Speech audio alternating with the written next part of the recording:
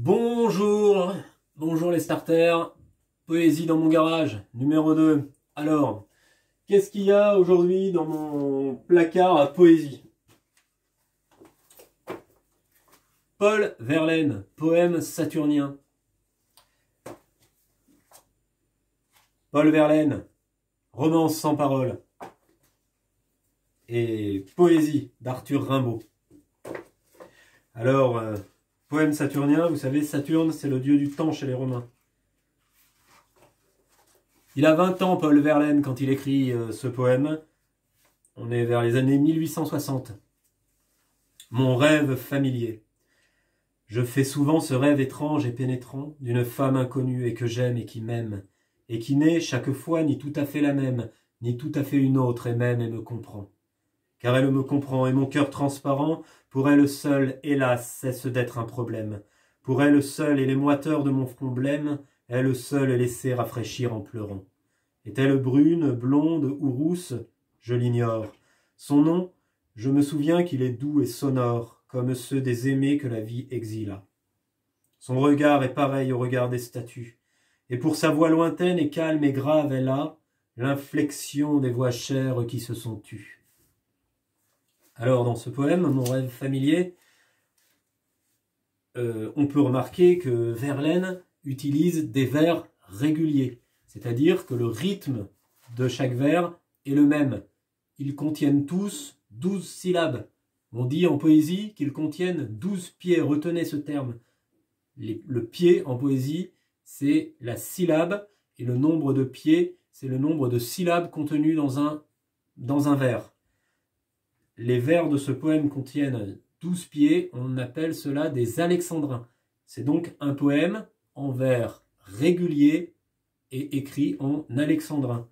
Je fais souvent ce rêve étrange et pénétrant d'une femme qui m'aime, d'une femme inconnue et que j'aime et qui m'aime, etc., etc. Autre remarque, dans la deuxième strophe, car elle me comprend et mon cœur transparent, pour elle seule, hélas, cesse d'être un problème. Pour elle seule et les moiteurs de mon front blême, elle seule laissée rafraîchir en pleurant. Vous remarquez que le poète choisit de répéter l'expression pour elle seule, pour elle seule. C'est un procédé qui est très utilisé en poésie, par les auteurs de chansons aussi, qui s'appelle l'anaphore. Le fait de répéter une expression, ça donne un effet de rythme entraînant au poème.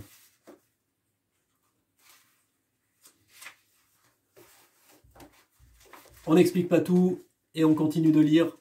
Vous vous souvenez ce que je vous ai dit, en poésie, on n'est pas obligé de tout comprendre tout de suite. On peut prendre son temps, on peut revenir au texte. Si on a envie de comprendre, d'y prendre du temps, ça demande de se plonger à l'intérieur du texte.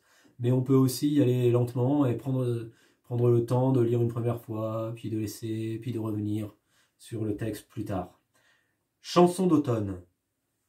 Les sanglots longs des violons de l'automne blessent mon cœur d'une langueur monotone.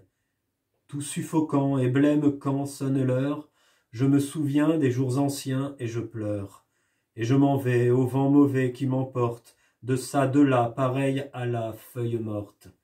Alors vous voyez dans ce poème, Chanson d'automne, qui est très très très connu, Verlaine s'amuse avec le rythme du poème en l'écrivant en vers irréguliers. Les sanglots longs des violons de l'automne. 1, 2, 3, 4, 1, 2, 3, 4, 1, 2, 3. Blesse mon cœur, 1, 2, 3, 4. D'une langueur, 1, 2, 3, 4, monotone, 1, 2, 3. Tiens, la langueur, vous savez ce que c'est? La langueur, c'est un synonyme de mélancolie, de tristesse, tristesse un peu douce, mais tristesse quand même. Qu'est-ce qu'on peut remarquer dans ce poème du point de vue de la musicalité? Les sanglots longs des violons de l'automne. Vous voyez, le poète répète dans la première strophe, la syllabe O. O, O, O. Les sanglots longs des violons de l'automne. En poésie, ce procédé s'appelle une assonance. Quand on répète une syllabe voyelle, c'est une assonance. Si on répète le son A, si on répète le son I, si on répète le son U, si on répète le son AN ou le son O, comme ici, on utilise l'assonance. Ensuite, écoutez bien, dans la deuxième strophe, « Tout suffocant et blême quand sonne l'heure, je me souviens des jours anciens et je pleure. » Cette fois, le poète répète un son consonne, le son S. Dans ces cas-là, on appelle ça une allitération. Donc vous retenez assonance, répétition d'un son voyelle, allitération, répétition d'un son consonne. Dernière strophe du poème, écoutez bien. « Et je m'en vais au vent mauvais qui m'emporte. » On entend bien, la répétition du son V, c'est donc une allitération. Allez, on continue la lecture. Dans Romance sans parole. Oh, triste, triste était mon âme, à cause d'une femme. Je ne me suis pas consolé, bien que mon cœur s'en soit allé. Bien que mon cœur, bien que mon âme eussent fui loin de cette femme. Je ne me suis pas consolé, bien que mon cœur s'en soit allé. Et mon cœur trop sensible, dit à mon âme, est-il possible, le fut-il, ce fier exil, ce triste exil? Mon âme dit à mon cœur, sais-je, moi-même que nous veut ce piège, d'être présent bien qu'exilé, encore que loin en aller? Alors, vous l'entendez dans ce poème, le poète utilise énormément le procédé de l'anaphore. Je vous ai expliqué tout à l'heure, c'est le fait de répéter une expression ou un mot. Vous entendez bien tout ça? Bien que mon cœur, bien que mon âme eussent fui loin de cette femme, je ne me suis pas consolé. Je ne me suis pas consolé, bien que mon cœur s'en soit allé. Je ne me suis pas consolé, bien que mon cœur s'en soit allé. Il le répète. Hein, il fait un petit peu comme quand en chanson, on met un refrain. Il utilise la répétition d'un vers, voire de deux vers. Donc vous vous rappelez, ce procédé, c'est l'anaphore.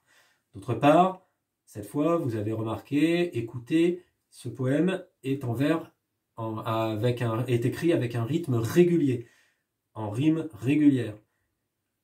Je dis n'importe quoi, en rythme régulier. Oh, triste, triste était mon âme, 1, 2, 3, 4, 5, 6, 7, 8. À cause d'une femme, 1, 2, 3, 4, 5, 6, 7, 8. Je ne me suis pas consolé, 1, 2, 3, 4, 5, 6, 7, 8, etc., etc. Tout le poème est en vers de 8 pieds. On appelle ces vers-là, des octosyllabes. Donc c'est un poème en octosyllabes. Allez, un dernier avant de se quitter. Très connu, un poème très très connu de Rimbaud, qui s'appelle « Le dormeur du Val ». Écoutez bien. Hop, du coup je perds des pages de mon livre. C'est un trou de verdure où chante une rivière, accrochant follement aux herbes des haillons d'argent, où le soleil de la montagne fière, lui, c'est un petit Val qui mousse de rayons. Un soldat jeune, bouche ouverte, tête nue, et la nuque baignant dans le frais cresson bleu, dort, il est étendu dans l'herbe sous la nue, pâle dans son lit vert où la lumière pleut. Les pieds dans les glaïeuls, il dort, souriant comme sourirait un enfant malade, il fait un somme. Nature berce-le chaudement, il a froid. Les parfums ne font pas frissonner sa narine, il dort dans le soleil, la main sur sa poitrine, tranquille, il a 2 trous rouges au côté droit. Octobre 1870. Alors ce poème, je ne vais pas l'expliquer, on y reviendra plus tard dans les leçons qu'on va faire ensemble. Par contre, remarquez quelque chose. Si je regarde cette fois les rimes à la fin de chaque vers. Première strophe.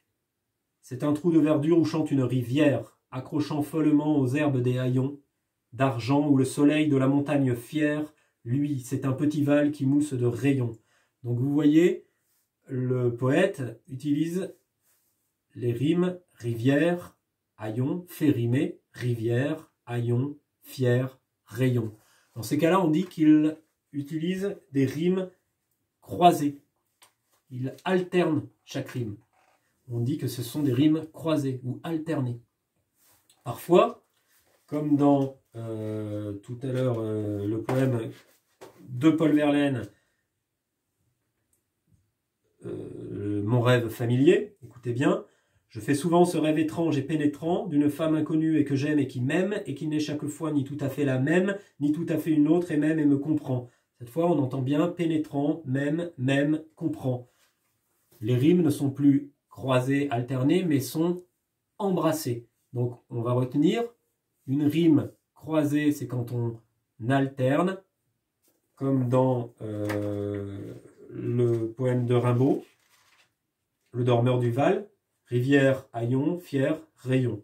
Quand on fait cette alternance, 1, 2, 1, 2, on appelle ça, ou on peut dire A, B, on appelle ça des rimes croisées. Par contre, comme dans le poème saturnien, comme dans le poème saturnien, on alterne sous la forme pénétrant, même, comprend, c'est-à-dire A, B, A, on appelle ça des rimes embrassées.